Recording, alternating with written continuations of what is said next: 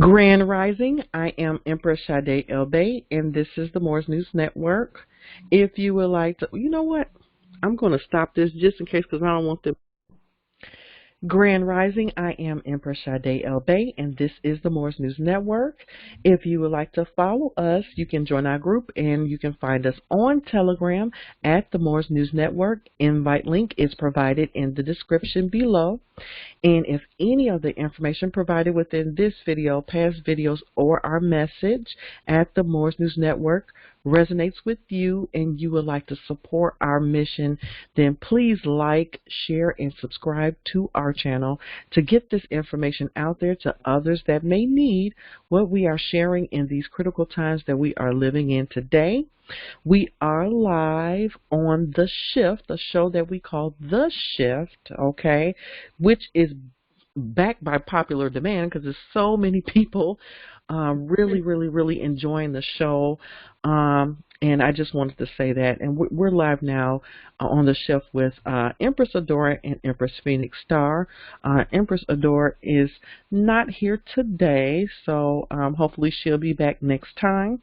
Okay? And we are going to speak on safe locations for the pole shift that everyone's been talking about, and it's up for debate whether it's happening now, which I see a lot of things happening right now, but some may say it's going to happen later.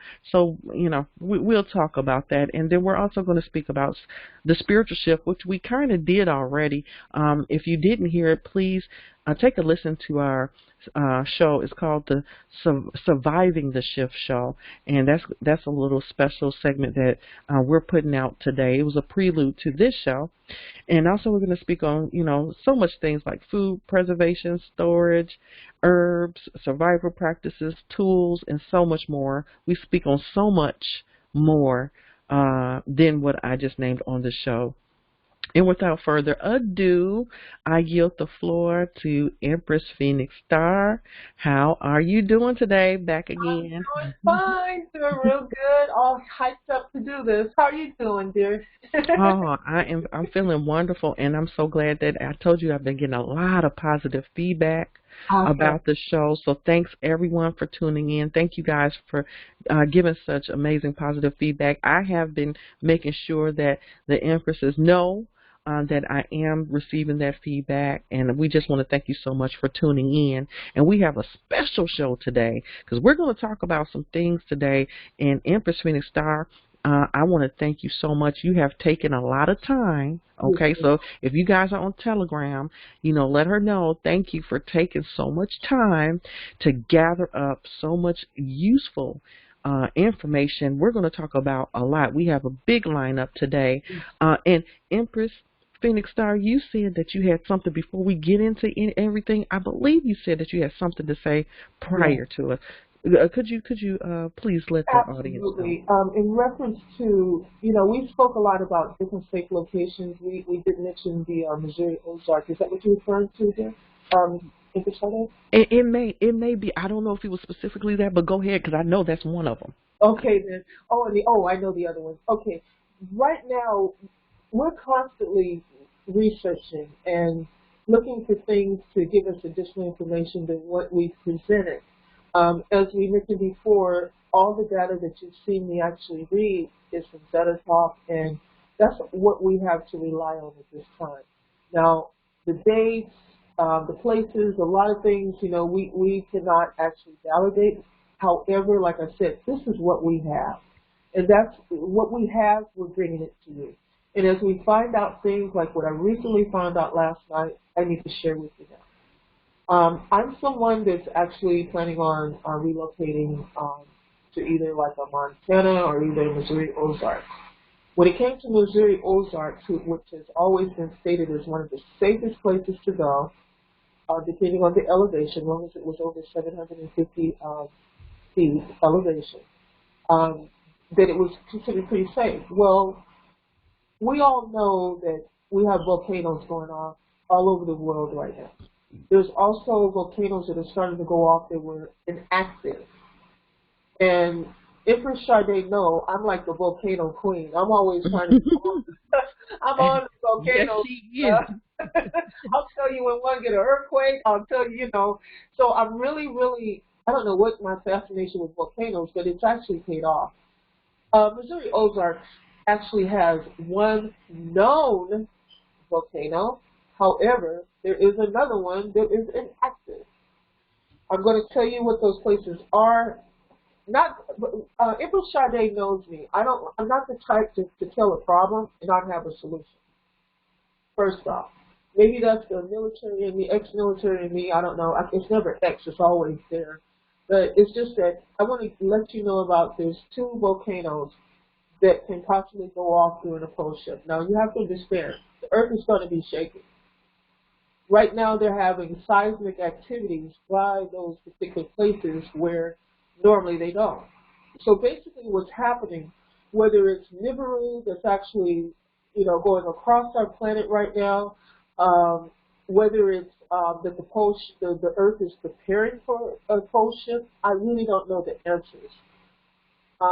But we're starting to see inactive volcanoes are starting to become active. And if you go on to YouTube and you actually do a search on worldwide volcanoes, okay, there's going to be a channel that comes up and you're going to see a volcano with snow on the top. That's always their thumbnail. Click on that. It might say hashtag La Palma worldwide volcanoes and earthquakes. You actually will hear about worldwide earthquakes. You will also hear about worldwide volcanoes. They actually have live cam on multiple, and when I say multiple, I mean the one in Japan, the one in, Aso in Japan. This is getting bad, and I'm starting to remember the names of them. There's one in Costa Rica that's going off. You have the one El Fuego that's going off in Guatemala right now. You had the one that was going off in Sicily, Sicilia. There's in Catania, and that's Mount Etna. They're still watching them. So they have all these different volcanoes that are going off. You also have the one that's going off right now in Iceland. That's such a long name, I never get it right, so I'm not going to attempt to say that. You also have the one that's going off in Hawaii. You also have one that's going off in Fuji. So you have all these volcanoes going off right now. And I don't know if the Earth is relieving its magma right now in preparation of a pole shift. We really don't know. All we can really do is assume. But when you find out there's two volcanoes where people are moving to, I mean, people have been moving there for years. That other volcanoes there. I have no way of knowing. No one's ever brought it up, and I just happened to see it last night.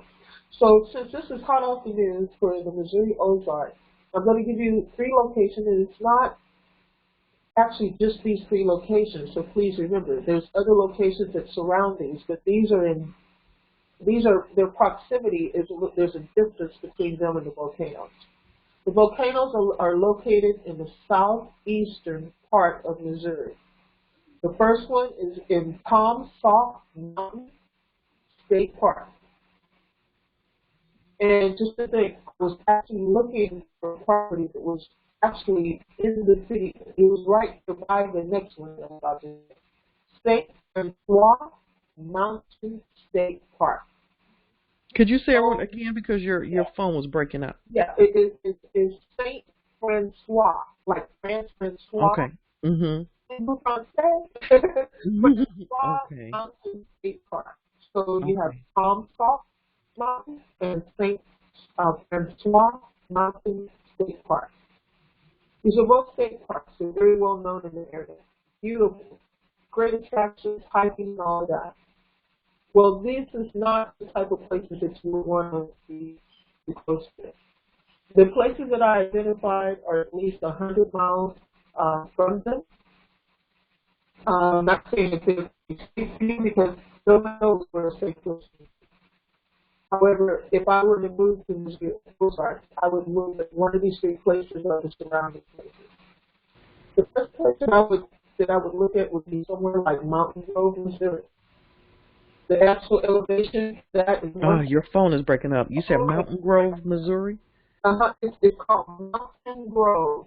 Okay, can you hear me a little better? It must be my internet. That's what it is. Yeah, it has to be the internet. I can hear you a little bit better. Okay. Mountain Grove, which is 1,319 feet altitude. It's 134 miles away from Palm Soft Mountain State Park. It's 133 miles away from St. Francois Mountain State Park. The next place that I would look at in the surrounding areas would be Wasola, Missouri, which is 1,289 feet altitude, and St. Francois is actually 179 miles away from it, and Palm Soft State Park is actually 160 miles away from it.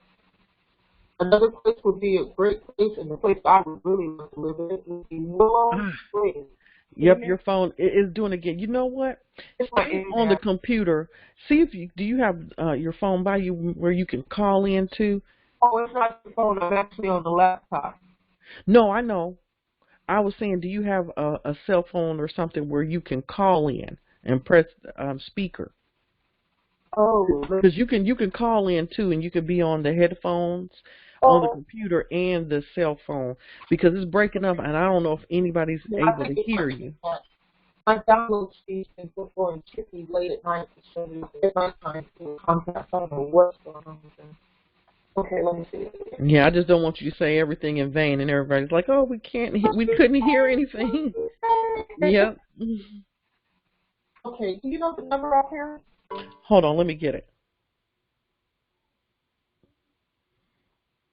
Okay, Empress Phoenix Star just tuned out. She'll be coming back in shortly, so just bear with us, okay? Let me see if we can hear her. Looks like she's coming back in. Okay. Hello? Yeah, I got booted. There you are. Yeah, it kicked me out. I don't know why. So now I'm going to have to share the screen again because your screen went away. Hold on 1 second. Let's get it. We're going to get this going tonight. Don't you worry. I told them that you'll be right back, that you had got booted out. I got kicked out. I felt like I closed the club. Well, you start speaking that knowledge. It's like, no, she's finding out where to go. I know, right? Okay, you know what? I think what was happening was it was in the process of kicking me out. Kicking you out because you sound great now. Yep. Yeah, it must have been a bad connection or something. Sorry about that. No problem. Yeah, you could keep going because we're here. All right. I mentioned Willow Springs. I don't know how far it got now, but I did say Willow Springs was 1,226 feet high altitude, and Palm Soft Mountain State Park is 113 miles, and St. Francois Mountain State Park is 126. The main thing that I'm looking at, Empress, is the fact that the altitude is over 750 feet. Mm-hmm. So, that was the minimum that they were saying, and actually one of them is almost double. Okay. So Mountain Grove is 1,319, Wasola, Missouri is 1,289, and Willow Springs is 1,226. So it took a little while for me to do some research on that, guys. I had to look at the maps. I had to figure out what was the altitude, and all of that. But, it's worth it because some of you may decide to move to Missouri because there's such a large landmass there. But it's not limited to Missouri as far as being identified as a safe place. But the main thing we need to stress, ma'am, is the fact that volcanoes is almost in every state. Exactly. I didn't know that either. Yeah, I was trying to tell people about that to look it up. There was a list of them. I just recently learned in the last couple of years, and I'm like, okay, I didn't know that either, that a lot of these that you think is just regular mountains are volcanoes. Yeah, I had no clue. And I'm glad you're tying the two together because that wasn't something that was really looked at when it comes to safe locations. Yeah, because I'm like we were saying, if they're inactive over a period of time, they don't keep track of them. They're not even on Wikipedia. Palm Soft Mountain State Park is on there, but St. Francois is not on Wikipedia. Right. Okay. So, where I got I better at least let everyone know that I got this information from a very reliable source. And the individual actually has a video that's out, And let's see if I can find this real quick. I'm going to tell you what his channel is because I need to give the person respect. You know, Emergency Management Associates is the channel. We'll make sure that we have the actual link there. He is an ex-emergency management person that used to work for the government from the way he talks. He's been doing this a very long time. He used to go out on teams. He was saying this in the video for emergencies. So he is someone that actually works with this. He's what I would consider an authority because he has the experience. So what we'll do is we'll make sure that we get his link to his channel in the description for you so that way you can take the time out. He talks about other states now. So wherever you're living, you might want to look at this video because there might just be some information. That mountain that's surrounding your city could very well be an inactive volcano, and you really need to know. Okay, this is not to fear mong. That is not what this show is about. Okay, we're trying to offer assistance to you so that way you can make sound decisions for yourself during this time. You know what I said? I just recently said on a show, I haven't even put it out yet. I said it's not fear mongering because I got to keep saying it repeatedly because people have been so programmed into fear mongering, bad, evil, So I said it's not fear mongering. I said be aware, then prepare, and then leave all that fear right there. Just leave it alone. Just leave it alone. Throw it away. Don't even take it with you. Whenever you face something that you feared, what do you normally do? Are you asking me? Mm-hmm. When you see, when something fears you, what is the first thing that pops in your mind? Well, now it's different than what it used to. Oh, I know what you mean. No, because like before, like if something is creepy that comes into my head, I don't care what it is. The first thing you look at is your life. Like, oh no, like this is going to happen. You start thinking the worst things. Like you don't even think rational sometimes. You're not. Yeah. There's nothing coming in logical sometimes of the things that I'm thinking. Nowadays it's totally different because when something comes into my head about anything that looks like fear, the first thing I think about is how to resolve the issue, about problem solving. Yep. But see, I wasn't like that all the time. That took practice. That came later in life. Yeah, but you know what? There's so many people that may be younger than us listening, and just us sharing, I think, you sharing how you go about things is going to benefit people. It's really going to help them because, like she said, she's looking for a solution. See, fear is paralysis. Fear is paralysis. The reason why I say that is because the only way you can alleviate fear is with action. So when you hear that there's a problem, let's say, look, imagine how I felt. I was about to spend money to live in this place. I've been contacting realtors and all of this. And I was just sharing with Empress that none of the places worked out. Somebody always bought it, right? Because I was trying to go look at it. I mean, it happens over and over again. And it actually ended up a blessing. Absolutely. Just think if I had ended up getting that land that was close to that St. Francois, that street was actually by the place. There's a street with that name that was actually by one of the places I was just recently looking at. So the first thing you might want to consider. Now, I'm going to tell you the process that I went through. We want to give you the information, but we also need to be honest with you how we're reacting to things so you can understand. When I found out, I just sat and stared at the computer for about 10 minutes. Those are my exact words I said to Empress Sade. I said that I felt like my stomach sunk. I said, now, what am I going to do now? I felt like a balloon that had been deflated. Okay, you know what I'm saying? I could have just fell out. Absolutely. But the next thing, once I got over that 10 minutes. 10 minutes. 10 minutes. That's all it took. 10 minutes is an eternity. That's all you need. That's what they tell. That's They a tell you long to give you time to 10 be minutes to go scared. through. Like, go through what you're going through. You Yeah, recognize it, feel it, know that you're going through whatever you're going through, but you give yeah. yourself 10 minutes and get over it. You got it. Yeah, you got it. The next thing is you have to ask yourself, what action can I take? Mm-hmm. And you may not even have one. I didn't. That's all I said. I said, what can I do now? I got to get out of where I'm going to live. It's going to flood. I'm like, oh my Lord, where am I going to go? Am I going to go to Montana? And I was like, oh, I don't know if I want to be in those mountains. And then I was like, I'd still rather be in Missouri. So I said, okay, take a deep breath and said, okay, what strategy can I use? You know what I just wrote there? I said, Mm-hmm. I looked at the map, identified where they were. I said, okay, what places are at least 100 miles away from it? You know, so I looked at Mm-hmm. the map and I said, okay, all right. Oh, I looked at Willow Springs before. Oh, that's some good distance. Okay, let me figure out the exact distance.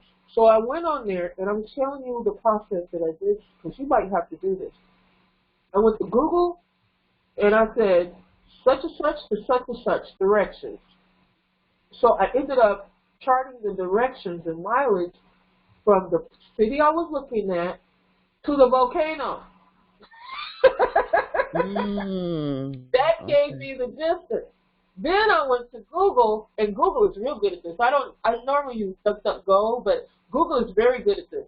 If you put the city and state and put altitude or elevation or altitude, it's going to automatically come up on your right-hand side and tell you exactly what the altitude is. So I took the city that I was looking at that was a good distance away that I already searched directions on from that volcano, put in that city in Google and asked for the altitude. It gave me how high it was because it needs to be at least 750 feet. Okay? So then I had to search that same city based on the second volcano. How far is it? So I wrote that down. So I knew how far the city was from both volcanoes, and I knew what the altitude was for the city. Then I had to go to the next city and do the same thing. So this is this this might it's not overwhelming once the nerves calm down, but it's a process. You're studying, you're charting.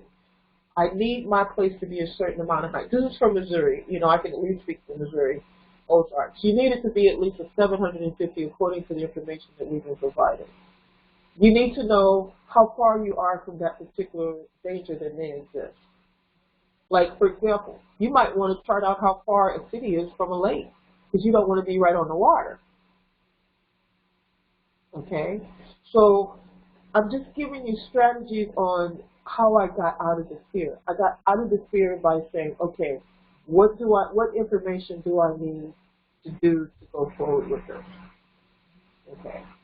So, just like I said, I'm just handing off, some ways that you can go about it. Now, every place is not going to have a volcano. However, this individual, the channel that we're going to post, he actually responds to people's emails. So you might want to go to the About area in YouTube and maybe email him.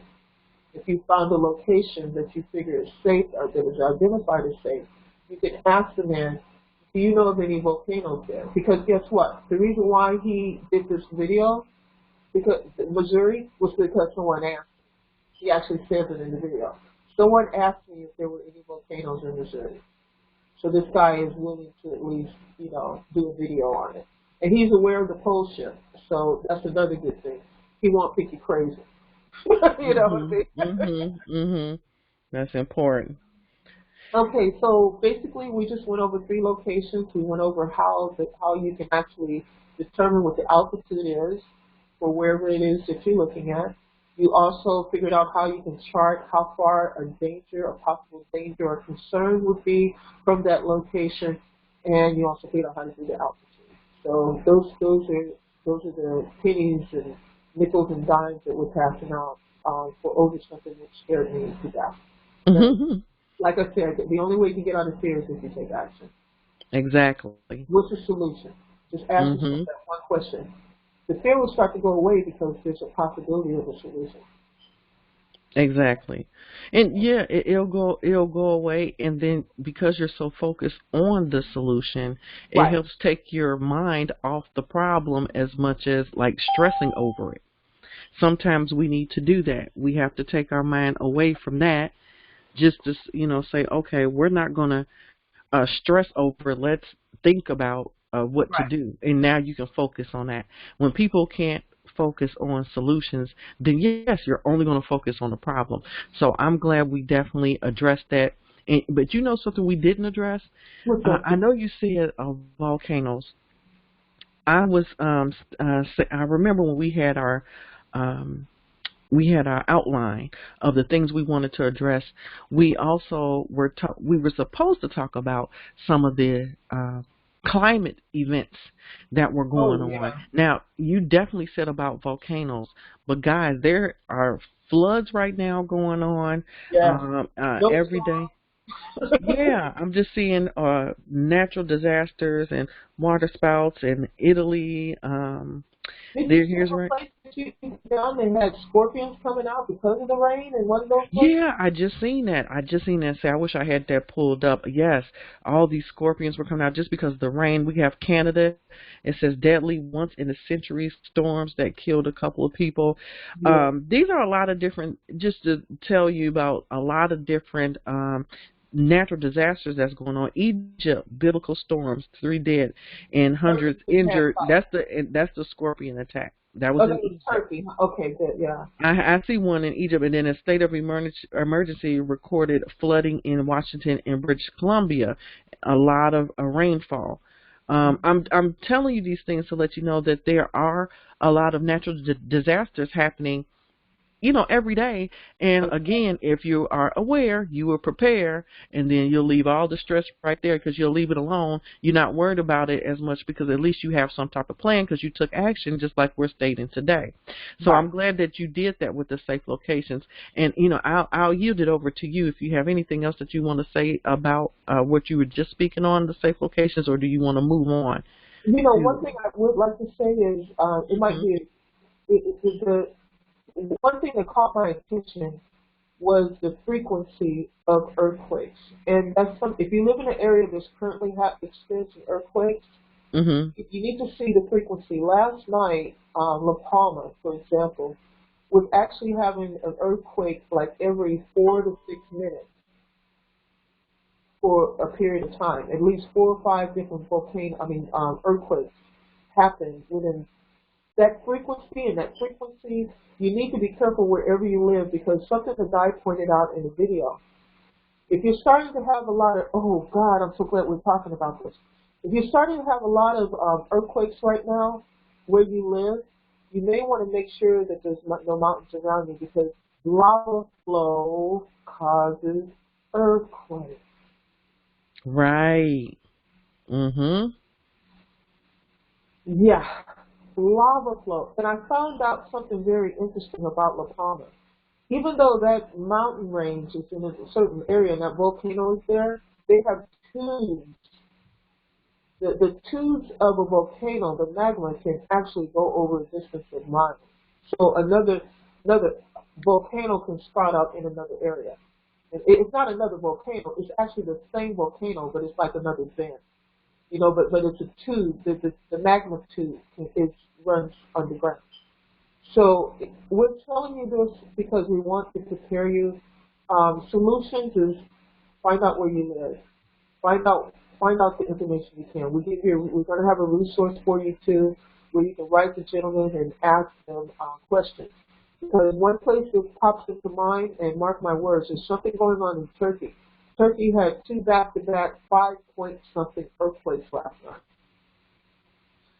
So if you see a lot of different tremors and stuff like that, this is something you want to look into because, like I said, you really want to watch this video because, like I said, he goes through several states, and the big problem with a lot of these states that are having earthquakes, and a lot of oil refineries and gas type companies are located near mountain ranges, and they're right there by volcanoes. And I could. Mm. So it's very important. There was one place that was in Pennsylvania, something river, something something. Sinking something. Somebody from Philly area knows about it. It's called sinking something, and it comes out that there's a not oil, but it's gas or oil or some sort of industry or refinery that's right there, and the place is actually sinking. I thought that was really odd. That sinking something is actually sinking. you know. You Okay. guys, be aware of what's going on because even though things may have been inactive for a while, they may become Mm. active because of what we're about to go through. Anything else you want to add, Empress? No, I'm glad you said that. No, no, no. You keep going. I'm glad you said that though. Okay. Okay. We did leave off with Tucson. Did you want us to go quickly to the products that we're recommending this week and then go to the post ship, or would you like to do the post ship and then end with the products? Post shift and then products. Okay, let's rock and roll. Let's do some Tucson. We're going to talk about Tucson. We actually left off here. Okay, Tucson is with the rest of Arizona is situated on old land. Plates that have survived numerous pole shifts without fracturing. But as improbable as it may seem, the hardened soil, which creates flash floods in the desert, will give the Mm. desert area water problems both during the shift and during the almost perpetually raining years after. Afterwards. Now Mm. that gives us information right there we didn't know about. If it's going to be raining years. Yeah, I've heard of that before. I heard people say that, after something like this, it would be rainy for years afterwards, and you would have to, worry about that. And I'm not gonna say really worry, but I would say plan for Yeah. like, how to, grow your food and just do things like that when you're dealing with so much rain. Right, and another thing, Hmm. the ash from the volcanoes can produce rain. And Right. so if you have a lot of volcanoes going off, the sad thing is that with the volcanoes going off a lot, it's cooling off the planet. Exactly. It's not climate change, I'm sorry. Right now, we're going through something that's nature. Nature is cooling this planet down right now. And so if Exactly. a lot of volcanoes go off, what's going to happen is it's going to block the sun. So that means it's going to, it's going to block the sun. So basically, we may have to think of things to actually grow that need to the sun. And I just thought, I got an answer for it. So I'll go ahead and put that to everybody. I just thought about that product. I actually posted it in the Zoom. I'll tell you tonight. I'm celebrating. But I'm going to go back. Do you want me to do something again in this, Sade? Or would you Mm. like to proceed? No, proceed. Okay, with rising sea levels pushing back on the rivers will empty more slowly, and thus flash floods and become less. Ensure that your survival sites are situated with this taken into consideration, not in a flash flood runoff, where Arizona is beyond the reach of tidal waves and on high enough ground that it will be above water. Okay, so it has to be high ground after it just before melt. Let's just start to think about coasts are going to melt. So wherever you're located, water can come there depending on how high you are. Right, right, right. Yeah, how it affects you. We'll be in the traffic lanes that carry refugees from Texas and Your Mexico. phone is a little breaking up. I just want to let Oh, you know. no, don't put me in. I'm going to put you on punishment, computer. Yeah, because you were doing well and maybe trying to kick you off uh, again. I hope it's not. no. There you Okay. are. Okay, you got me? Okay, good. Mhm. All right. So keep in mind that people might migrate, and Empress Sade mentioned that, I think it was last week, about migration. People will be migrating. Okay, Mexico will carry refugees from Central America. Whoa. Which will From be Central done? America? Yes, ma'am, because Costa Rica is going to be gone. Parts Oh of yeah. Mexico Okay. is going to be gone. Right. Panama, Right. those are going to be, all of that little chain of land there is going to be gone, unfortunately. Okay. That At makes least sense. that's what they're predicting. Mexico will carry refugees from Central America, which will be devastated. And from Mexico City itself, Texas will find itself on mud, wow, on strewn flat with water, weary survivors looking for dry ground. Without fertile agriculture, Tucson and its vicinity will find that storage of food becomes wealth, quickly funded from the weak. Mhm. Wow. Okay. This does not have a happy solution. So Tucson is a very questionable place to be because there's going to be people migrating, hardly eating food, it's going to be flooding, um, it's going to be a lot of devastation there. Okay. Won't be grow food. The desert places are, they seem ideal, and a lot of people interested have actually built earth ships out there. And they, Right. but I don't know, unless they bring the earth in, they won't be able to maintain and sustain something like that. But that's something to think about, because if some people, if you are in Arizona and you can't move, you definitely want to make sure that you're in high ground. And if you're going to be dealing with the water, that's number one. But if you're going to also be dealing with the fact that you're, with the sun and the rain, and it's going to Yeah, be hard to grow, then you're going to have to probably think about right now about finding other ways on how to grow. You can definitely grow inside the home. You can yep, definitely grow with lights. There's certain light bulbs that you can use for that. And even if the sun is not out, you can grow and have energy with wind or with water. That's yes, going to produce energy that you need for your light bulb. So it's ways to get around. It's always an answer yes. to your question. Just do the study, do the research on it, and but if you can get somewhere better, that's fine. If you can't, just prepare where you are. That's all. Keep And going. try to have a solar generator. And, when the storms come, we all are going to have to figure out a way to maintain ourselves and make it where we don't lose the supplies that we have. So that's Mhm. also something to factor into. Now, New Mexico, I used to live there, is another desert area. Definitely is. The desert area should be considered for what will remain after the shift. As much Mm. lack of vegetation roots to grow into bush, rock, or hard soil. Unless one is planning to live off supplies forever, consider where you place your camp. Desert Oh, areas okay. with hard baked soil and scarce water should not be expected to support a large population reliant upon gardening. Gardening. Okay. So that's Okay? not going to be a good place right there. No.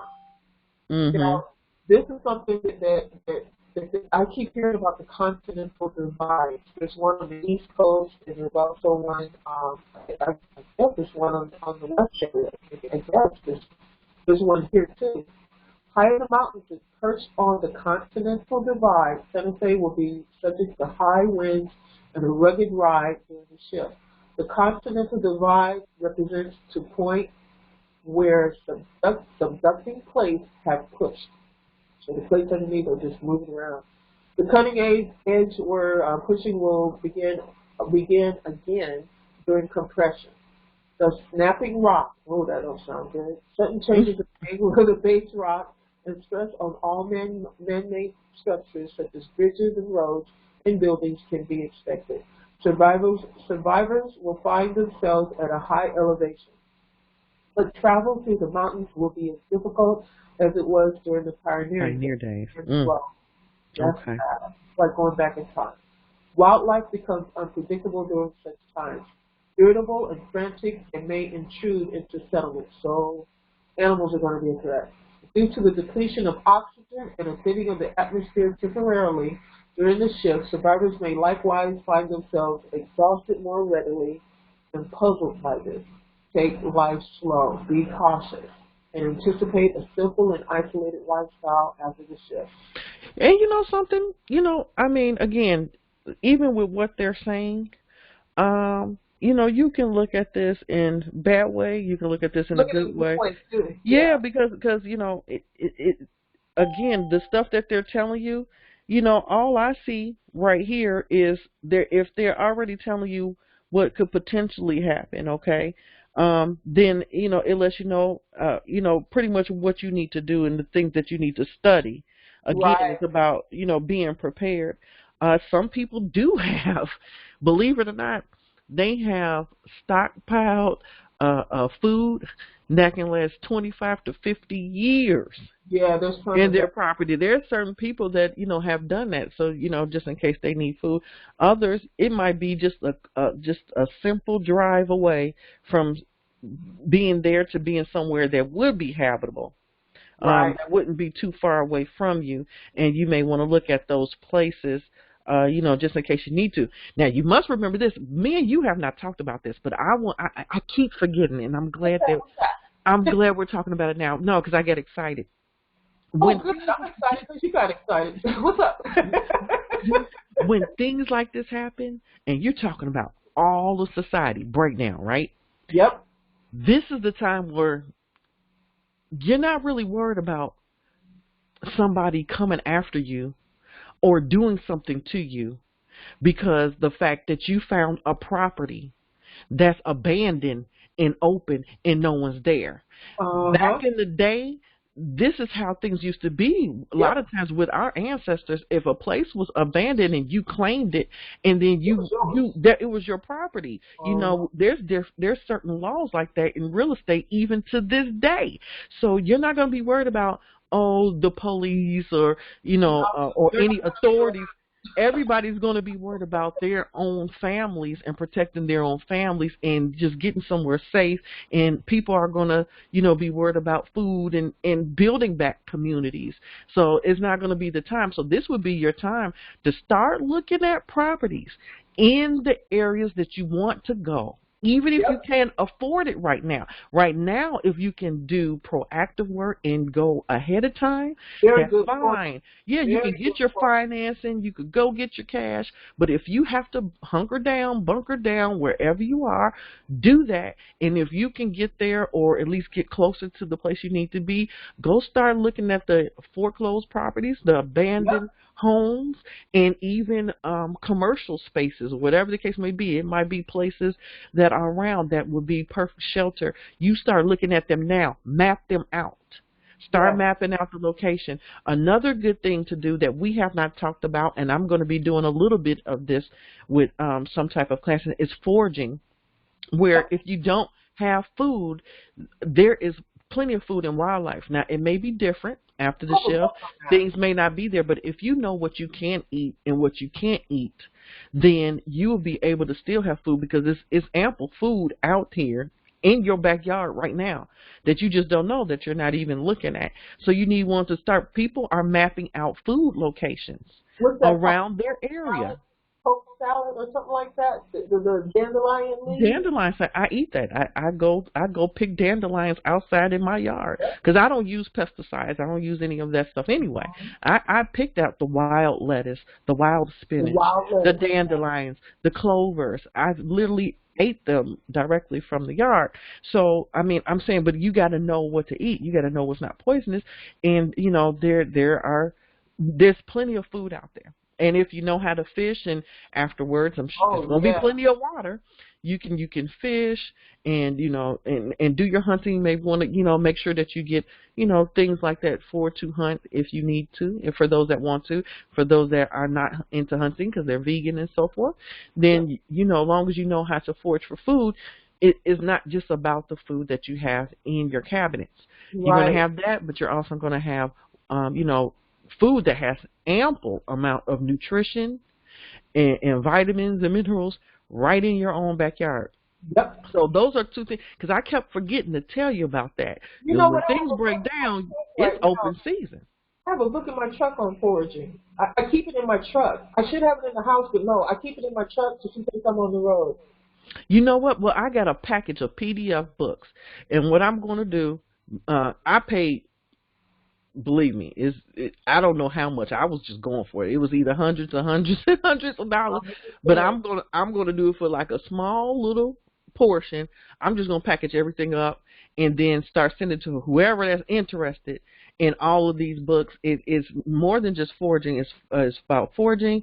It's about um, medical. How to do medical care and stuff that yourself afterwards. It's like handy man booklets and stuff that you can use when you don't have, because if stores are, really are not open. And again, people are going to be going into stores and getting whatever they want. So a lot of stuff, it may not be on the shelves. You need to know how to take just normal stuff in your own home or that you can find and still be able to make things work. So, it's a lot of good information out there. It's Yeah. always an answer. And Yeah. that's what we're doing. We're about finding answers to problems, just like you stated, and just like we always state. That's why the whole Moore's News Network was even, came to in existence, I'm was glad to it try to did. give answers. Yeah, because everybody talks about the problem, but who's really giving, answers to that, or even coming together so we can find answers together. Even if we Yeah. don't have the answer, we can do it together, just like we're doing today. And I love this because it's proactive. This is what stops fear, is being proactive. And I'm going to share something with you. I may not have read all of these as closely as I'm reading unless I was doing this show. So this is helping me too. And another thing too, I'm starting to notice something. By Hmm. reading other states, we're finding out information. How would we have known that the air was going to be thinner? You don't see this in the Right. graph. I would have known that. I would have known Exactly. that. Oh, one thing I wanted to mention, you were talking about honey. I spoke to some people that actually came by yesterday that Hmm. live in this area. They live in like the Jefferson area, and unfortunately, I did after they left. I looked up their area. It's like below 750, or it's like barely 750. I mean, it's really low. And I'm going to talk to them about it because they're in the real estate. And the thing Mm-hmm. about it is her son is actually into hunting, and I found out something interesting about Missouri. They actually know how many deer they have in Missouri because they've had too many. There's 96,000 deer right now in Mm. Missouri, guys. Boom. That's huge. They actually stated that they actually okayed them to be able to hunt deer in a park because there were Wow. so many.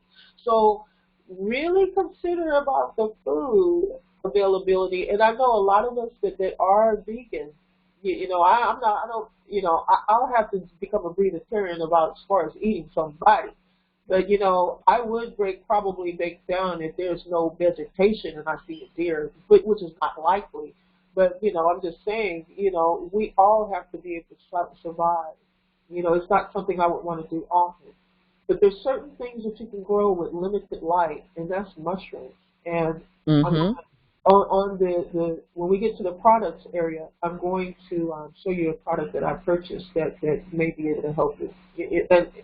I don't want to go ahead of myself, but let me make some notes. Okay. I don't want to get off subject. Okay. And mushrooms. I'm writing this down so And that. for those that are listening, if you are on the phone and you have any questions, you can star 6, okay, to unmute yourself. If you are on the computer, all you have to do is just unmute yourself to ask any questions. And also, we have a chat. You can always leave your questions in the chat as well. Okay, I just wanted to throw that out there because I forgot to say that Oh, earlier. well, if someone has something in chat, let me know because I may not see it. Okay. Okay. Yeah, most people just kind of listen anyway, but just in case, if you have an area that you want us to read and you want to see what's going on in your area, Yes. or you have specific things that you want to prepare, then by all means, let us know, and then we'll try to see if we can answer that for you. But for right now, there's nothing in the chat, so you can continue to keep going. I don't Okay. know if you want to do another place and then get straight to the tools, because I know we're close to an hour now. Um. Let's see. Maybe just go to Nevada, or do you want me to go to Nevada and Reno and then stop? Yeah, well, Nevada's pretty short. Maybe we could do Yeah, it's Nevada really and Reno. short. Yeah, let's do Nevada and Reno right quick. Okay, you got it. Okay. The high plateaus of the Nevada desert will find their lives changed little as a result of the cold shift. Today scarcely any food is grown in the hard ground. The populace, supported by supplies imported into the area. After the shift, those survivors, they don't make nothing food all of a sudden. Without the knowledge of how to live off the desert, will starve. Oh wow! So if they don't know how to live off the desert, then they will starve. And without pumps to bring water from the aquifers, will likely die from dehydration first. Okay. One thing I want to let you know, if you're in the desert and you're thirsty, I mean, if you live in a desert, first of all, know your cactuses, because some of your cactuses will have water. Mhm. Okay, so I'm not a survivalist pro, but that is something that I know about. And remember, I just want to say this because a lot of people don't realize this. There's a gentleman, I can't think of his name, but he mentioned something in his video, and I tried it for 4 days till I ran out of cucumbers. We might want to do this as a show. We drink H2O. However, to really quench your thirst, when you get it from vegetables that have high water content, you get H2, what is it, Is it 3O? HO3. Oh, three. Oh, three. And it's a complete molecule. It's a complete element. I don't know how to pronounce it, how to say it, but I know what you meant. It's for nutritional for your body. It's a complete that you need. yeah, Mhm. it's complete. And I've noticed when I ate the way this guy told me to eat, I didn't need water. When I ate the 96% water cucumber, believe it or not, Mhm. a cucumber 96%. I think the apple was like 95. Okay, when I ate these foods, my mouth watered, and it was like water formed in my mouth from the food that I ate. It was insane. I was like, Mhm. my skin even cleared up. I did this for Mm. a few days. And then the next time I went to buy cucumbers, I'm very picky. If it look like it's GMO, even though it says organic, I'm not eating it. So that's Mhm. the only reason why I stopped. But no, it wasn't 3 days. It was about 4 days because I had cantaloupe here, I had cucumbers, I had apples, and I have tomatoes here. All of those have really high content.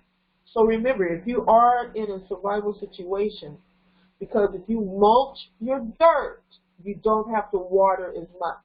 You can use dead leaves and just put it all across as soon as you plant it, put that mulch down. Even if it's dead leaves, just put something on top to keep the moisture in the dirt. So once you do that, once it rains, that moisture is going to stay in the soil and it won't dry out as fast. I only say that because I have a garden and all of my beds Okay. with cedar, but you can also do it with things like dead leaves. That's why Okay. in the forest so much stuff grows and Mhm. nothing but leaves on the ground because the moisture is kept in the ground. Right. Okay? I don't know why I brought that up, but it just made sense to bring it up. All right. Anything you want to ask me now before I go on to Reno? No, you could continue on to Okay. Reno because we didn't Okay. go into that yet. Reno is no problem. Reno is a city that supports itself on gambling, gaming, and playland. The necessities of life are important. Oh, that tells you right there there's a problem. And the public as well as visitors anticipate um, and dream about sudden and unexpected wealth rather than cataclysm. cataclysm. Thus, the populace will be ill prepared for the coming closure. See, it's the mindset. Mhm. Has a lot to do with the outcome of what's going to happen now. Thus, the populace will be ill prepared for the coming closure. Okay. And will in addition find themselves inundated with desperate survivors from the West Coast, the migration again, Right. who will run from land quaking and sloshing and heaving to what they deem the safety of the mountains. As the Mhm. desert can scarcely feed any survivors, they will all starve, unable to travel any distance due to the broken roads and downed bridges. Mountain men with survival skills may lead small groups to a semblance of survival, but those tagging along will likely do even this possibility. That's why it's so important to have those survival skills and to get those books right now. If you can get some that are not that expensive because the books are, and the hyperinflation is coming. Inflation is already here, and you're seeing it in certain different specific items that you're buying, and depending on the book, that's one of them. Depending on the book, that is one of them, and also different, survival gear and stuff like that. So I'm glad that you read that. We're going to go over more safe locations on the next show, but right now we're going to jump straight into Empress Phoenix Star has some tools and different things that you might want to look into. Okay, if you're looking to help prepare yourself. We're going to bring this up every week, and first, I think we need to. People need to Mhm. start forming communities. We have been. I'm just going to. I love it. I love the show because Empress Sade allows me to just be really blunt. She knows I'm not going to be disrespectful. Um, First of all, we need to start coming together. That was something we were going to talk about. We forgot about that. We need Oh to. yeah, yeah, do that. I forgot to. We need to start coming together. We need to understand something. We have been socially engineered to be apart from each other. The divide and conquer between men, women, children, parents, cousins, relatives, friends, foe, husband, wife. We have to pull this together now. The reason why we were so close back in the day is because we needed each other for survival. We're about to go back to that scenario again. And it's going to be up to us to deprogram what the heck we've been programmed with, and program ourselves with unity and pride, tribal, tribe, kingdoms, whatever you want to call it. I don't care Mhm. if somebody has some sort of wooden crown on their head and they're walking around in a survival camp going, I'm the king. Guess what? Long as he is somebody looking out for everybody, who cares? Okay, we have to come together.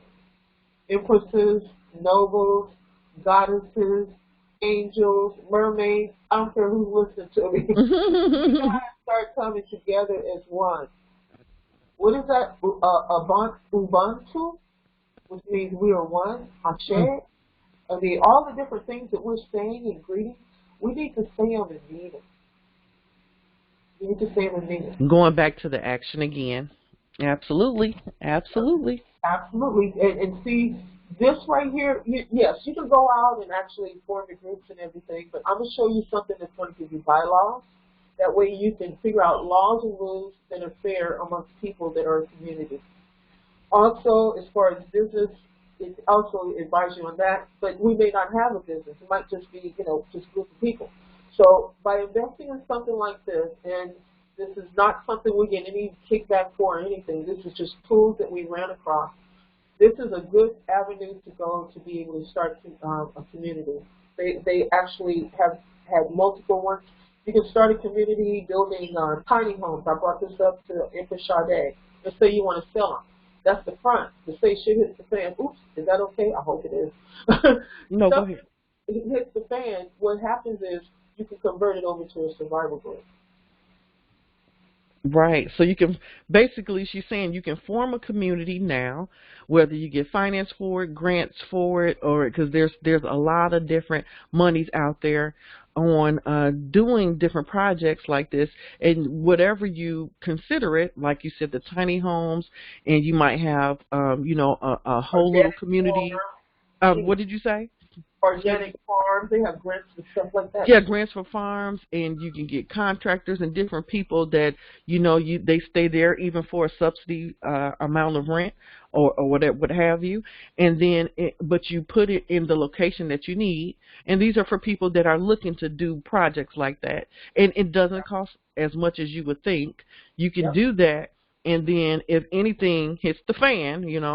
okay, then that community can easily be turned into survival because you will have the people that you need there. You will have the farmers there. You will have contractors and different people that know how to do things there because you Yeah. formed it in the beginning, so you don't have to tell everybody, oh, here's the doomsday survival community. No one's going to want to come there, especially if they don't know anything about it. But you can guarantee if things hit the fan and they realize all the people around them know how to do something, have some skills, They're and know gonna how to do things about themselves, they'll be more willing to band together at that time.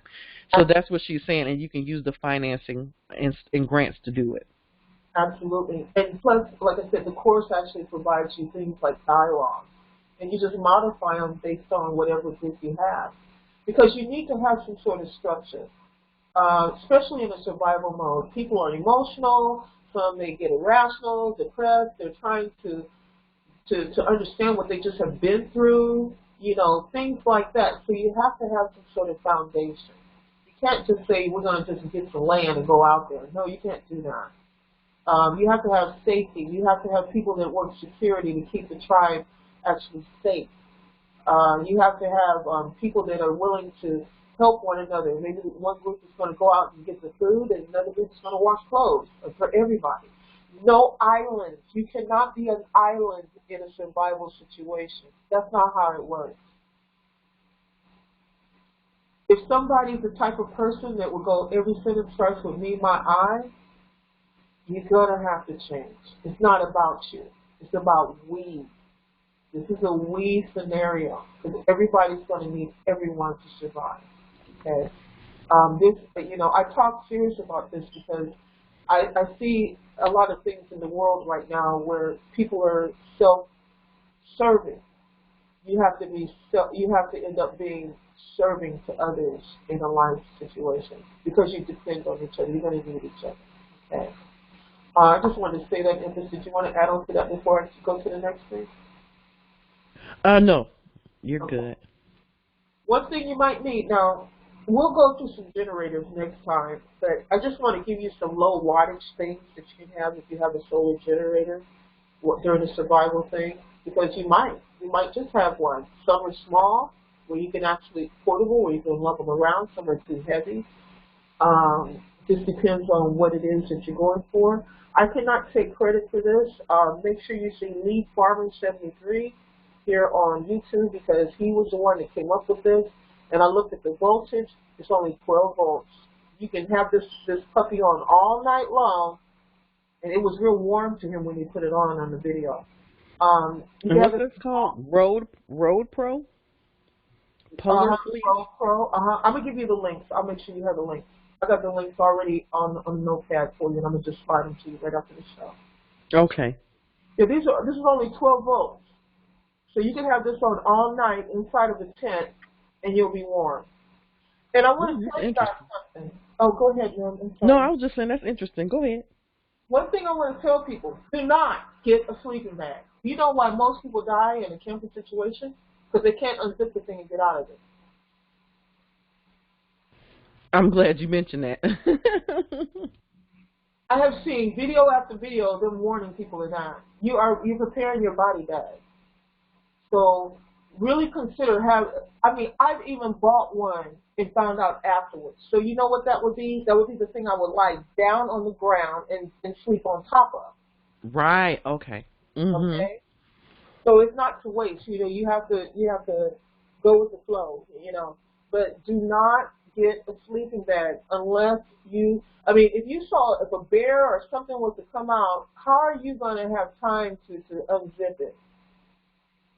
Yeah. You know what I'm saying? So just be very careful. I just care about people, and I don't want to see someone put themselves in a situation. Now, we're talking about lighting. You need to look at every single solar idea that you can possibly think of at this time. These are outdoor solar garden lights. But guess what? You can have these out all day long, and you can put a couple of them in your tent at night. How about that? And look how much they cost. You can even get 2, 3. You don't even have to get this many. Okay? Yeah, no one would think about that. Okay. I have some of those just, around the house, but you wouldn't think of that as free lighting. Okay. And you know what? That's something we have to do because, even I haven't done this. I need to walk around my house and go, did I use that for survival in-house? Did I use that for survival in-house? Dana, I got a bag of rubber bands. Could I use that for survival? Almost everything is good for something at some point. Exactly, because you're going to have to improvise. Okay, so we see the value in this one. This is a 10 I went ahead and got. If you can set it up in 60 seconds. I have to practice. Now, this is something that Lead Farmer, I learned so much from him. I didn't learn about this particular tent. If he has it, I don't know. I just looked at one that I thought was affordable. It was less than $200, and I went ahead and got it. It can sleep 4 people. Oh, that's interesting. I like the fact that it sets up in 60 seconds. That's huge. And guess what? You know why I got pissed? You won't believe another reason why I got pissed. We're supposed Mm-mm. to have a dark winter, right? Mm-hmm. Now, would it be more feasible for me to be able to breathe in there, like say it was me and another person, breathe in there and keep each other warm in that, or should I try to keep my whole house warm? Uh-oh. I can't believe my thing went off. So Right. instead of trying to keep your whole house warm, why don't you put that in your living room? Right. Yeah, I put a video about that. People were saying that if you didn't have heat, the best thing to do is get into a room and, get a tent and Yep. get into the tent. You're absolutely right. You could put that in the living room, shut off Mm-hmm. everywhere else, and you'll be warm in there. Now, Lee Farmer Absolutely. said practice. Like, I Mm. need to practice. I need to unpack it and actually put it up and actually sleep in it right here in the house. Right. And turn off your lights and No, turn off the heat. that's right. Hmm. He said if you have a solar generator, use your generator because that's what you would have. I'm glad you brought up Lead Farmer. Is Lead Farmer, I think, 73. You Yeah, guys need let to check him out on YouTube. Him and his wife. I love them. They come on. They do so many good things for people. So you may want to check him out. But also, he definitely says, and I'm glad you brought it up, to when you get all this equipment, don't just leave it. Use it. Learn how to use your equipment. Check everything out. Make sure it works. Make sure you know how to use it and read the instructions to do it. You don't want a natural disaster or anything to happen, and this is the first time you're trying to pull something out for I'm the guilty first of time that. to see if it works. I'm glad you I'm said guilty that. of that. I'm Yeah, actually guilty of that. yeah, But because everybody has thing in boxes. They buy stuff and they keep it in a box. yeah, I'm guilty of that. I need to recharge my solar generator. I have used it though. I actually turned all the lights out and was actually in my room with a little lamp reading a book, and I was going off of my solar generator. I turned all the lights off. I did do that. But I need to. I'm glad you just reminded me. I need to make sure that I know when you get a solar generator, you have the panels, and you need to know how to connect them and everything. And if Make you sure you have have all the pieces and parts. Yes, that's right, because there are cords that go with it. You're right. Mm-hmm. And another thing too, if you're considering getting a trailer or camper, now the thing that the danger with this is, and some of us did it anyway, um, there may be storms, so you're going to have to figure out a way to keep that from blowing over. That when the storms happen. The thing is that I envisioned being it, and it didn't go through because this was that place I told you about that had the volcano near it. There Right, was right, actually right, some land that was a hill. What I wanted to right. do was be able to, and the top of it was flat. What I wanted to do was dig part of the hill and actually put the truck and the camper in a big dugout area in the mountain. That way, when the wind blows, it just be blowing on the mountain. Gotcha. That was smart. Yeah, and so I'm still trying. All right, so now I'm back to square one again. But you have to think like that. You have to go, okay, I got this, so how can I protect it? Because everything that you have for survival, all this money that you're spending, what happens if the house is gone? You have to ask yourself, okay, do I have everything in my backpack? Am I going to get a storm room for my basement? Mm-hmm. Actually have a storm that's done. And by the way, just so you know, because I researched this just last night, I'm always researching something. What is it? Habitat Humanity for Habitat Mm-hmm. Mm-hmm. Humanity. Habitat for Humanity, yes. You need to check and see what all they do because there's a company, and I'll make sure I bring this. Maybe I can figure out what it is. Uh, there is a company that actually does shelters for homes, like storm shelters. Oh, really? Okay. No, it didn't come up. I was looking for the link to come up. I'm gonna I'm gonna have to figure out that website. This website actually had a link on it, and it said it said other ways to be able to fund it or something like that. And I clicked the link, and it came up, and it said, what is it called? Habitat for Humanity or Yeah, Habitat for Humanity. Mm-hmm. Habitat for Humanity, and it said, see if your state will allow them to come out and do it. So I clicked it, and it said, yeah. So I actually emailed the place if they would help me have a storm thing here in the basement. So, That's and interesting. See, yeah, that's creative thinking out the box. That's another thing, guys. Trying to break the programming, you have to break the programming of everything that you were taught, and to like break out and think of new and inventive ideas. You better believe nothing like a good catastrophe to bring all the creative juices flowing. you get me. Okay, it's Yeah, going to be major inventions that's going to come about, like they have done time and time again, because of things that you may need and you don't have, and there's a demand for something, right there that's present that is needed, and you're going to be the one to think about that and say, hey, I have an idea. Let's do this, this, and that. Let's get this and put this together.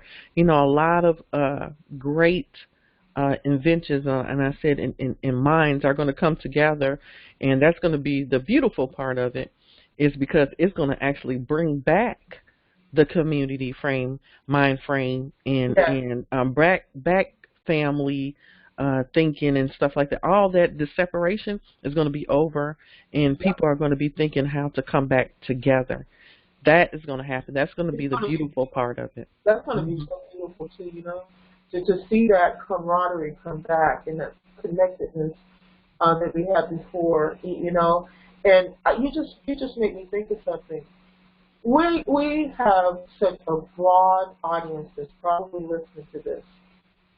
For those of you that work with concrete, I advise you to start going to the shelter website and look at these things, how they're made.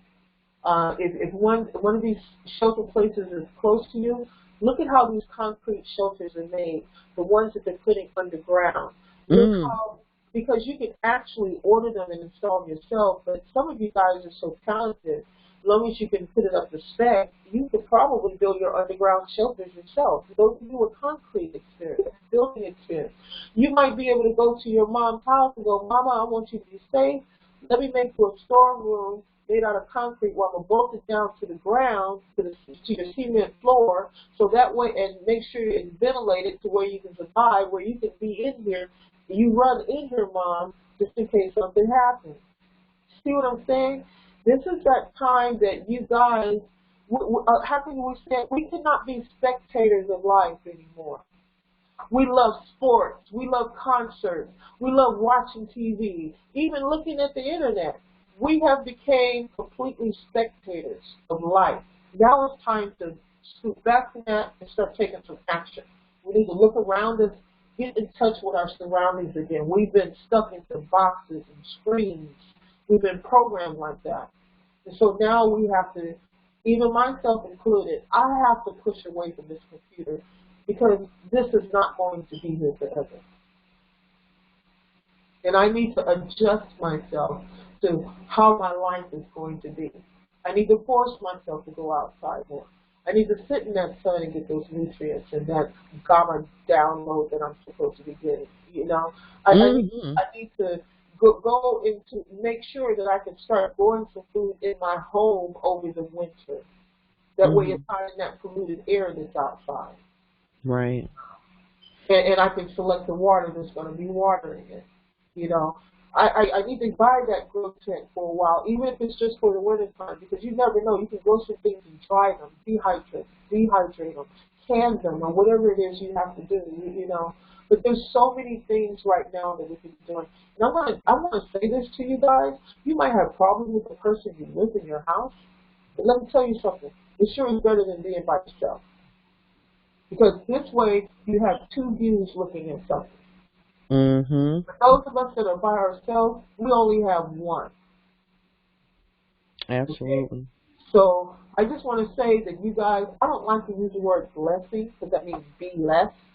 You guys have blisses that I think you're unaware of. And I know it's hard right now for people to have two people on the same level as far as being gung-ho about this post-shift, about all these things that, trying to buy extra food and stuff. Yeah, you might argue with this person and everything, but you got someone else there. See what I'm saying? You're not alone. Yeah. And you know what, Empress, and sometimes like right now those people may not be able to see it because, again, we talked about that there are many people that are having problems, Yeah. husband, wives and family members that may not see what you're trying to put out there right now, but they will see later. Okay, they will see later. So what Yeah. you do is just focus on your race right now. Focus on elevating yourself, preparing yourself, and just get the things that you guys need. Oh, You exactly. just get it because then when the time comes, I don't think you guys are going to be fussing and fighting Nope. over things at that time that they're going to see, which they thought you were crazy about. They're going to see that it's true. I don't think you're going to have to worry about that at that time. No. You don't even almost have to even speak to them about a lot of these things. You just do. No. You just go ahead and do like, okay, well, I'm just going to grab all the things. I'm going to make sure we're prepared. Yep. You go about your merry way, and I'm going to have all the stuff. And when it comes time for it, believe me, they're not going to sit up and just let themselves pass away. They're Nope. going to start doing the things, whatever it takes to do, Yep. to help out and survive. And then at that point, they're probably looking at you, oh, you was right, and this is not the time to gloat. This is the Yeah, time to don't say, float. Yeah, don't do okay. that. Like I knew I was right all along. I was trying to tell Oh you. God, don't do that. No, this is the time to say, like, hey, look, long as I have the stuff, we got the stuff together now. Let's do these things, and you use your skills, and I'll use my skills, and let's put our minds together and see how to make it through. And You know, that's beautiful. That's a beautiful place to be in, where someone actually sees, what you were doing all along was something that was really needed. And trust me, like she said, like Empress Sade said, they're going to see it. They're going to see it. They're going to see it. So, some things we just have to have some sort of faith in. But mhm, you can always ask. If your person that you with has a skill, whether it's canning and they're not canning or something, hey baby, can you can me some stuff, baby? What you want? Just mhm, baby, just can me a few. Sometimes you don't have to say the thing that is what it's about. Just ask them to do it. Even if they grumble, even if they fuss. And if you know they're going to do it because you asked, just deal with it. Yeah, it could be, baby, I don't know why, but I think we should have a storm. I know you like, you do HVAC, and I know you also work with concrete. How about you and the boys put a storm thing in the basement? Come on now, I want a storm thing in the basement. Those kind of men that fuss, but they end up doing it because they love you. You know what I mean? mhm. That woman is going to have her a storm center in her basement. In other words, I'm trying to give some hope in this situation. So I know it's like, Yeah, some people are that happy wife, happy life. So if you have that type of person that's willing to do that and they have those skills, absolutely, yeah, bring it up and ask them. And if you don't have that person because they just are completely against what you're saying, that's fine too. Again, you prepare and they'll come in when it's time. Don't mm-hmm, even worry yourself about it. There's nothing to worry about. yep. I'm sorry, Empress. I see you have something else up because I know we went a little bit over the time. I want to get through at least the stuff that you have as far as preparedness, and we can kind of quickly show the people that. Okay. One more thing that we have here is I was showing this to Empress earlier, where if you're out and let's see, it's been raining or it's been snowing because we were supposed to have such a snowy winter. This I can't take the credit for this either. Lee Farmer did this one. The reason why I'm showing you these things because he showed them to me and then I bought them. I'm Mhm. showing you stuff that I bought. I'm not just saying, oh, I took this from the channel. No, I listened to Mhm. him, I bought it, I spent the money, and I'm here to show you, what it is. As you can see, it says purchase November the 15th. That's when I heard about it. So this right here is the warmer for like gloves, shoes, socks, anything that it is that you use. Helmets, it has liners, shoes. It says it Oh. dries most material, rubber, PVC, neoprene, cloth, fleece, felt, canvas, synthetics, and fabrics. So, Okay. and it just says don't leave it unattended, for too long. So 9 months. this is something that if you needed something to dry quickly and you Quick. can use your solar generator. Gas generators are cool. I have a gas generator too, and I have a dual generator where it's like gas and propane. But you got to remember, guys, that the first thing to go. I mean, you know, if you looked at the news, if there was any hurricanes that happen and tornadoes or any disasters, even flooding, one of the first things people do is run out and get gas. That's Yes. obviously gas and tissue. We learned the tissue thing from the pandemic, did we not? People Yes. wanted to have something to wipe their bottoms. They didn't care about nothing else but making sure that all those tissue bags was off the shelf. So, you know, if tissue is your thing, you may want to go ahead and stock up on that. But nevertheless, when it comes to the generators, gas and propane, I bought a dual just so I can do both. But those are going to be the first ones going. So generally, they only last they'll give you about, I think maybe 7 to 9 or so hours or so, something like that on the full tank, okay, of gas or a full tank of propane. So you would need a few of those, okay, and you would need to have a certain amount of gas, but that's only going to last so long. So you want to have other options, and that's why we keep bringing up solar generators, so you will have some form of electricity. And then I also brought up, I didn't show, but I have a wood-burning stove. Okay, if you got to hunker down and Yes. you're in place, at least for right now, if you got to hunker down, you're in place, buy a wood-burning stove while you still can. Some of those are back ordered, and they may take weeks. You may want to get them because they're. About those. Mm-hmm. Do you have to have the top vent for them, or are there some that you don't require that doesn't require that? Well, I bought mine, and I got the vent. Mine is like the vent, and I did like the whole elbow, what's it called, the elbow pipe, and the vent to go like outside. So like technically, I can take out my window and make it go to the side, and Oh, have the it vent. goes out to the window. Is that what Yeah, you yeah, mean? yeah. You can like take out your window, put a board up, and Yeah, then I got put a hole in it, and then run the pipe to go like an elbow to the side. So that's how mine does, where you can put it in whatever room. And the one I have will cover, I think it may be about 2,500 or so, or something above that square feet, and it's EPA certified and all that, and it's efficient.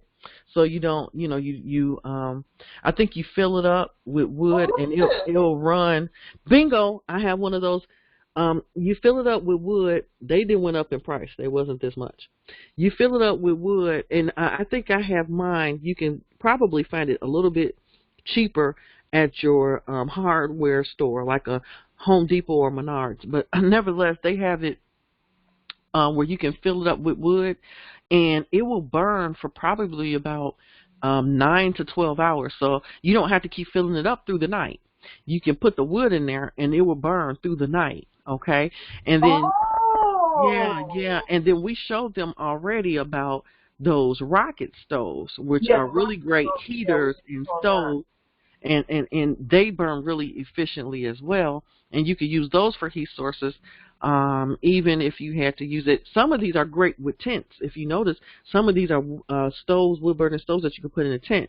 Now, it may not be something that you can just put in a backpack though and go like on the go, but Right, right. if it was something like what you were talking about in your camper, you put it in your camper, you get somewhere, if you have to, set up your tent or so forth, you can do that. Okay, so you do the study, do the research on it, and see, Okay. compare prices. But yeah, I went and got a one of those wood burning stoves just like that. I went and got the pieces to it. Not that particular one. That's What is outdoor? that's outdoor. But some of these you can use for tents. I'm talking about like the Ashley. I went and got one of those. Now the one that you're talking about for tents, if you look that up, there you go. Much cheaper. You see that? That's Yes. $200. Yep, and you could cook on the top, and you can heat up the tent, and you could push that the tube could go right through the tent at the top. Wow. Okay, y'all be careful when you watch it. Oh, your phone, you're breaking up. Okay, I was just saying, people be careful because some of these will say outdoor, you know, but Mm-hmm. it's very, very definitely Right. 168, Uh, 168. there you are. You're kind of in and out, but yeah, guys, Oh, okay, she was I'm saying, sorry. she was Yeah. just saying to, make sure that you pay attention because some of these are outdoor, so you want to get something that you can use indoor. But they're some of these, the tent ones are fairly cheap, and you could take those tent ones and also use them in your home, and you could put it in a room. You could put it in maybe one room and still do the elbow piece. If this is what you had to do, I mean, I'm seeing people, and I put in the chat on the Moores News Network. I didn't put people's creations of. They took like paint cans and opened it Yes. up and made heating sources from Yes. paint cans. So something like this that would give you not only to heat up your house or at least a room, but it's also a cooking source. You can heat up all the sterilized water if you need to. You know what I mean? So it's different things that you can use this for. And again, if you get a wood burning stove, the one that I got was kind of the other one that you looked at. It also could be a light source. So you got a heat source, a light source.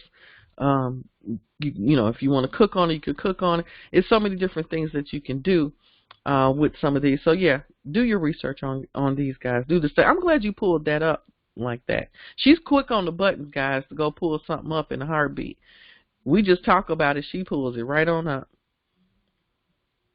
Are you still there, Empress? Because no one can hear you. Okay. I can't hear her, but I know she's there. She might be losing connection. I see her popping back in. Are you there, Empress? Hello? Okay. I'm gonna give her 2 seconds. We're close to the end of the show anyway. I'm just gonna give her 2 seconds to see if she can come back in. Yeah, I'm here. There you are. So we can wrap it up. Did your computer give out on you? No, it booted me out again. Oh, did it? Oh, wow. And see, you was getting distorted, and then I was getting distorted. It's something going on. I think it's a connection thing. That's okay. It's a lot of solar flares and it's a lot of booting. I've been having a horrible time with my phone. My phone was horrible yesterday. I thought I had to pay the bill or something. I'm like, well, dang, let me go ahead and pay the bill, thinking that they cut me off, and it wasn't. I just had absolutely no internet connection pretty much all of last night till maybe towards the end of the night, and then I seen like all of these text messages and everything just popped up out the blue. So it's a lot of that going on, guys.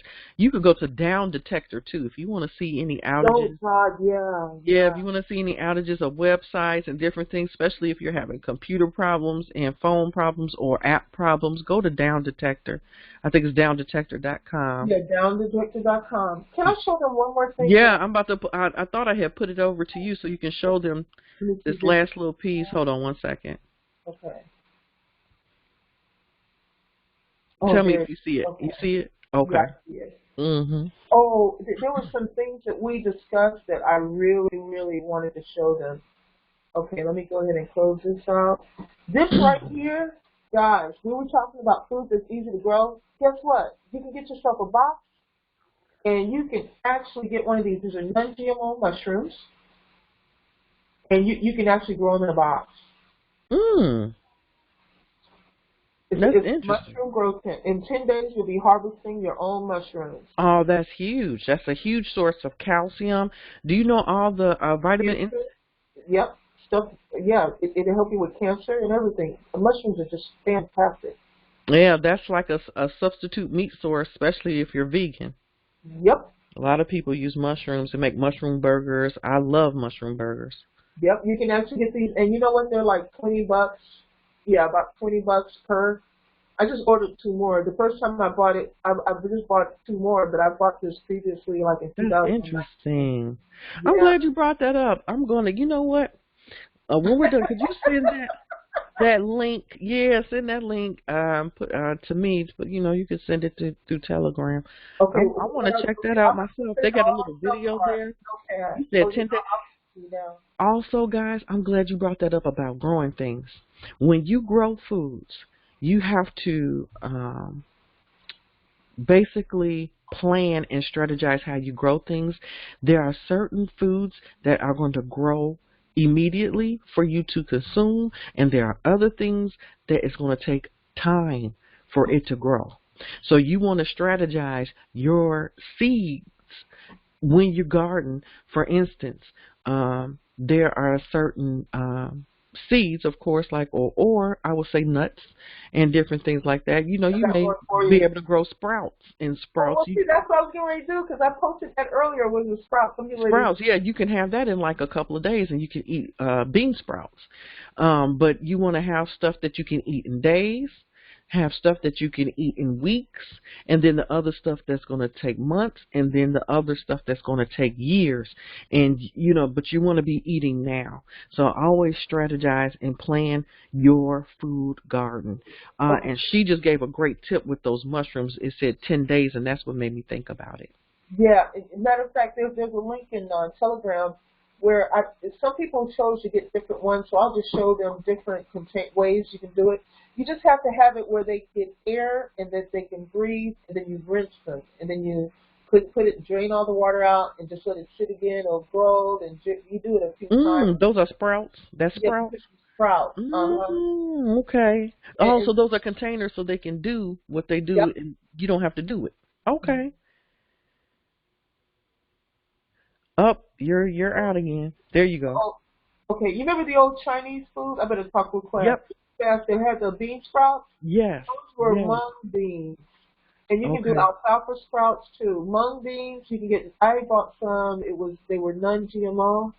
Mhm. Oh, we're giving some good information tonight, guys. Here And we if go. you want to look up of the videos that we did that had other tools and different things like that, please do so. I think we may have done maybe about, I don't know, 3 other shows, if I'm not mistaken, that we gave good information on. So take a look at that as well. Oh, I see. It says green mung. Mung is spelled M-U-N-G. If you're on the phone, that's why I'm spelling it for you. Yeah, Green the mung bean. non-GMO. These are the And ones I got. how much are those? Is that These does are that all say? these are $14.99, but it's a whole Okay. pound and a half of them. Okay. So it's a whole bunch. You That's get, huge. yeah. And it has a little video. It'll show you how to do it. I mean, it's Hey, real I'm simple. Kendra, and today... But here, it's So, real simple. See, watch this. She okay. has to just keep rinsing them. See, she puts them in. She has to Mhm. she probably soaks them for 5 hours, and then she has to have a netting over it, and that's it. You just let it sit. And then Okay. after that, you have to come back and rinse it and see how they're growing. See, this is the one I have. Is the one that she has. And see, she has Gotcha. to rinse it. Yep. And then let it grow. And then eventually, Oh, you have bean there you sprouts. go. And they're very nutritious, you know. So Yeah. you're getting something that's going to definitely be healthy for you, something that you can eat quickly and feed yourself and your family. That and those mushrooms, that's going to be huge. There was one that I did that I had that actually, you can actually do tomatoes like this. I'll have to get the link to the one I Oh, had. really? Oh, Had okay. you can grow them indoors. There was one that had a kids thing where it's like for a kid that they can grow 50 pounds worth of tomatoes. Mhm. And look at this, you can save room. You can have an upside down planter. I have a upside down planter. How fast were you able to grow them? I haven't grown these. I have a tomato rocket, and then right when I bought it, it had good ratings. But I just looked it up just recently, and it didn't have good ratings, so I didn't want to Okay. show this. Yeah, you see, I don't like to show things. That's another good tip, guys, and I do that a lot too. So I'm glad you brought that up. Yeah, Before you buy stuff, always look at the ratings. You want to look at and read reviews. Read the reviews, and don't just read the good ones. Go and read the bad ones. I like to read I like to see anytime that I go and check out a product. I like to see that it is above. Really, I like to see 75% of people liked it. I like to see hundreds and hundreds at least hundreds of reviews, but I really look for thousands of reviews. Something that they can't just make up, because you know they love to make up reviews and have people lie. And then when I see five star, Yeah. yeah, when I see 5 star above like 70 something, 72 or 75, I pay attention to that product. And then what I do is I also read the worst reviews, because I want to read the worst to to pretty much get in contrast what was the worst thing you could do. The Now, only problem is that they pay some people to do. They actually send them the product for free. There's places on Facebook mhm. that you actually can join the group.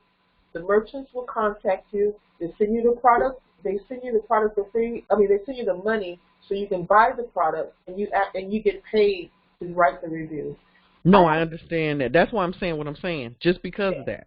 Just yeah. because of that. That's why you got to read the worst reviews, because some people that give the worst, you can find out the truth a lot of times about the product, and let alone even if they pay people, you want to look for something that has hundreds or even thousands of reviews, because a lot of times it's going to boot a lot of that out. You're going to get a decent amount of responses that's going to be real along with the fake. But you want to read the worst, because sometimes, like, I'm gonna give you an example. I was looking up I think it was a hair dryer, and somebody said the worst review, they said the hair dryer like exploded, and like particles like in different metal pieces flew out, and they had to watch it because it almost like hit them in their face and almost took out their eye.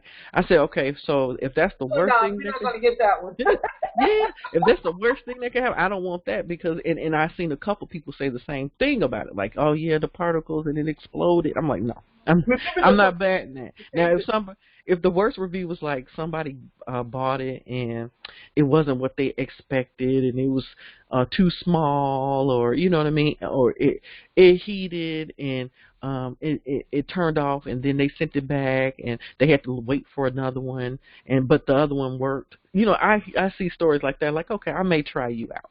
You know what I mean? You know what's so bad about it? The way that they can have a person give good reviews, they can also pay people to do bad. Because you know what? I have a humidifier that I bought. I wish I Mhm. could put my hand on it to show you all the bad reviews, and it's been working for 2 years now. Good to go. I have two of them. Good to go for about what, almost 3 years now. Well, you know something, you always got to remember too that some, I don't care how good you are with your products, you're always going to have some faulty products. So there's always Yeah. going to be some bad reviews where it might be some, and if they have like out of 100 products, it's only 5 that was faulty, and those people are going to give bad reviews, that doesn't necessarily mean that the product was bad. They just might have had a limit. Right, right. Yeah, so you always got to keep that in mind as well. The last thing I wanted to show you was, why don't you get your children involved? These are children's grow kits. Can you imagine the face on a kid's face? I'm growing potatoes. I'm growing peppers. So they actually have grow kits. This is a grow kit for children right here. These are right here. So they actually have grow kits for children where they can actually take part in the process.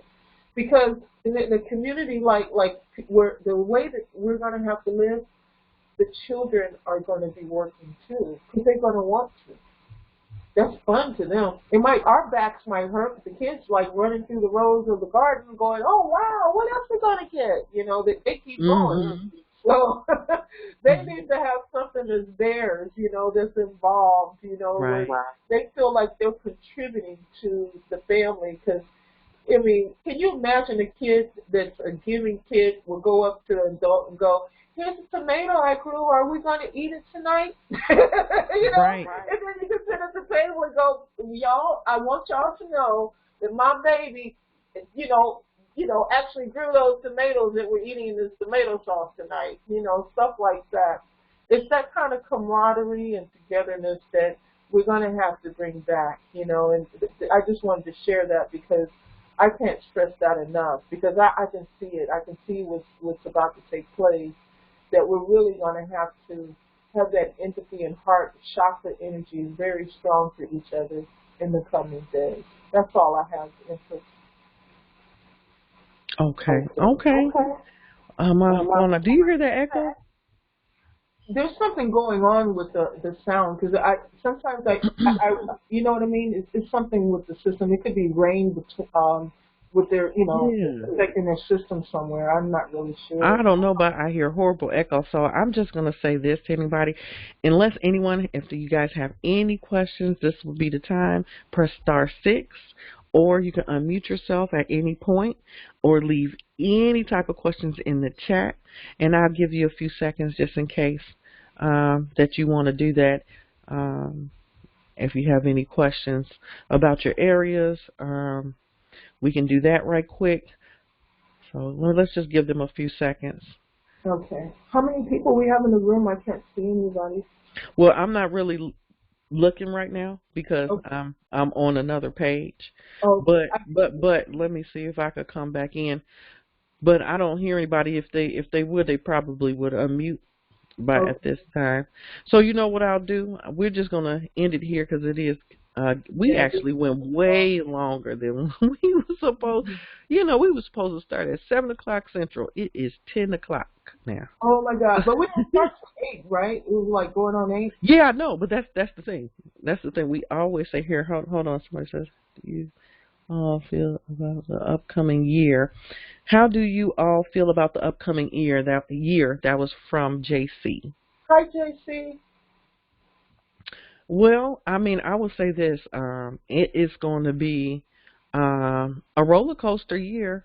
It's going to be highs and lows, and I just have a vibe that the things that we're even talking about right now, we're not going to have to worry about for long if we have to worry any. We're preparing for these things, but I know that spiritual shift that's happening is coming, and what we're doing right now is being tested right now for the transformation. And again, this test is either is like, bust pipes or create diamonds, this pressure that's Yes. happening. But the pressure is necessary, right? It's necessary for the transformation, okay? So I believe that it's going to be a roller coaster, and it's going to be highs and lows, but I see these things ending quickly, but it's going to be so much amazing things that are happening. And when I say this, through this shift that's happening, we've talked about it in the chat at the Moores News Network. Christina Vargas spoke on that. If you don't know who that Empress is, she's an amazing Empress. That's an oracle. And also, I just confirmed a lot of things that she stated. I've been getting a lot of good feedback and different readings coming back to me from the celestial beings, as well as looking at what's going on in the mainstream media and news. So we have alternative news, mainstream media news. We have a lot of different psychics and oracles, and even your own intuition. And when you put it all together, you start to see everything kind of comes together, and you start to see clear the truth, right? And one thing that is a consensus that a lot of people are seeing, that regardless whether it's man-made or not, you do see the land mass is changing. And every time they always tell you things are happening further off in the future, it's happening now or it has been happening. And they always want to give you a future date when it's happening in the present. So right now, I do believe that all that is happening right now as far as the shift, that's why we're even creating the show, but the shift is going to bring out some amazing things. A lot of our ancestors, our ancient technology is hidden in the soil. If you guys do the study on the great mud floods, and if you do the study on that, you'll know there was our ancient buildings and technology that they would consider to be alien technology, alien ships that were ours. A lot of that is within the soil. Those cities, and Christina Vargas spoke on that, about the city of Atlantis coming back, and she said it was going to be like monster-like creatures there. Well, guess what? On mainstream media, I just posted that with the crazy news updates on mainstream media just the other day. They pretty much said the same thing, but they were talking about this quote-unquote time traveler, right, that was saying that a parallel universe was going to pretty much, I guess, um, be discovered by some teenagers, right, in December. Then he stated that in February of 2022, Atlantis was going to come up out the ocean, and there was going to be some human slash fish-like creatures that's going to come out. Now, I will say this. They say don't fight these creatures. Okay, a Mm-hmm. lot of them are coming in peace. Don't fight them. You're not going to win anyway. But also, we believe that our X-Men gene and our psychic abilities and our transformation is going to come online as well. And part of that is why all of these events is coming about, even with the government and everything we're seeing. A lot of it has to do with us and our transformation that's happening. Okay, so it's going to be a lot of amazing things that are going to be taking place. um like I said, lost cities, different creatures. You know, as 4D merges right now, we're going to start to see into that fourth dimension. A lot of you guys are going to start to see things that you've never seen before. You're going to see different creatures and entities that you thought didn't exist, that you're now going to see, because this merge into the 4D as we shift from 4D into the fifth dimension. We're going to quickly go through that 4D to the fifth dimension. We're not going to stay in 4D that long. Okay, so through this time, it's going to be an amazing time, and I see that it could be someone's heaven, or it could be someone's hell, depending on how they prepare themselves spiritually, mentally, physically, and just being prepared on the things that we're even talking about right now. What we're talking about is more of a it's preparedness, but it's on a mundane level, because this particularly right now is more on a physical. We're not talking about the spiritual. We did that a little bit earlier, but you have to prepare yourself spiritually as well for the things that you're going to see, and mentally for the things, and emotionally that you're going to see. Okay, and the things that you're going to go through. So it's going to be, what's that saying? It was the best of times and the worst of times. Yes. And it's all going to be on your perspective and how you prepared yourself. Were you going to say something, Empress? What do you see You for know this what? year? I see that we're gonna have some ups and some downs. Okay, I agree with her on that, definitely. But I have to always, we do that center stand, don't we, sister? We do that Mhm. center stand. You know, when we're not too far to the left, not too far to the right. We're not thinking Mhm. all complete doom, and we're not, off with rose-colored glasses. From standing in the center, I can see that there's going to be some problems, but like she said, I'm going to see some beautiful things happen. People are going to be able to be themselves without a lot of distractions and social engineering. They're going to be able to get in contact with their heart energy. Many people are doing it right now. And I think Mhm. that the love that it's going to take for us to survive is just going to grow. You know, yes, Mhm. there's going to be some people that's not going to have that heart energy. Maybe, for whatever reason, maybe they still are clinging on to the life that no longer exists once we go through the shift. Now, see, that's going to be the big issue there. That's going to be one of the problems that we may see, is how people take that what they used to have will no longer be there. The Mhm. status that they had, all those things that really don't mean anything when it all boils down to survival. Those things are going to, those distractions and man-made things that were programmed into us is not going to even exist.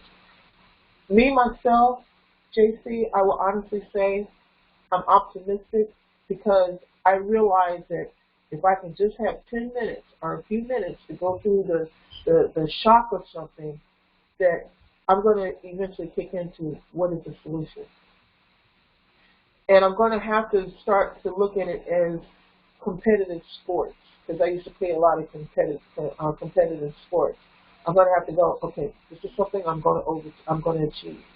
This is so I have to, that has to, with me personally, it has to kick in, because I like a good competition. I like being tested at times, because the feeling I get once I succeed is just unbelievable. You may think that's fake, but that's how my life has been. I'm somebody that's retired military. Can you imagine all the things that I had to deal with like that? Like climbing that 18-foot wall that they wanted me to climb Mhm. first week. Mhm. you know, Scared to death, paralyzed at the top. But once I got back on ground, man, I felt great. I looked up how high that was. I was like, Lord have mercy, did I really do that? We're going to have a lot of moments like that. Did I really just do that? Did I just make my tent? Did I just grow food? We just grew food together, didn't we? We're eating food at the table over food we grew. So we're going to have to learn how to look at the positives while we're going through that and rediscover nature, because we're from nature and we've been taken from nature and now we're going back to nature. Absolutely. Absolutely. That was beautiful. Yes, that was beautiful. And thank you so much, JC, for coming and participating and asking questions. We do love to get, questions and comments and concerns from anybody. So that was wonderful. And if anyone else has any other questions or comments, this is definitely the time. Hold on one second. You're welcome, sweetheart. Oh, okay. And he said, thank you. No problem. Thank you. Thank you. Okay. And thank you so much, Empress Phoenix Star, for coming on today. As usual, you always make sure that you come in and you come strong. You came with a lot of information, and we share so much for the people. And we're doing this for you. Okay, this is a passion. We're doing this for you. We're having fun doing it too. Yes, Again, this is definitely not doom and gloom. We're having fun looking up this information and just knowing that somebody out there we're helping. Someone's out there actually listening and preparing their families based on that. That gives me so much satisfaction knowing that I'm helping somebody else out there do something and take action. So that's amazing, and I thank you, Empress, for doing something and taking action, because that's exactly what you're doing. That's right. Let's find some solutions, right, Empress? Absolutely, absolutely. So again, thanks everybody so much for tuning in. Okay, and this is the Morris News Network, and I am Empress Sade El Bay with Empress Phoenix Star here, and we thank you so much for tuning in. And we will see you guys next time on the shift. Most likely, it probably will be next Wednesday, unless we figure out a time to do it kind of earlier. Other than that, peace and love, everybody. Peace and love. Peace and love.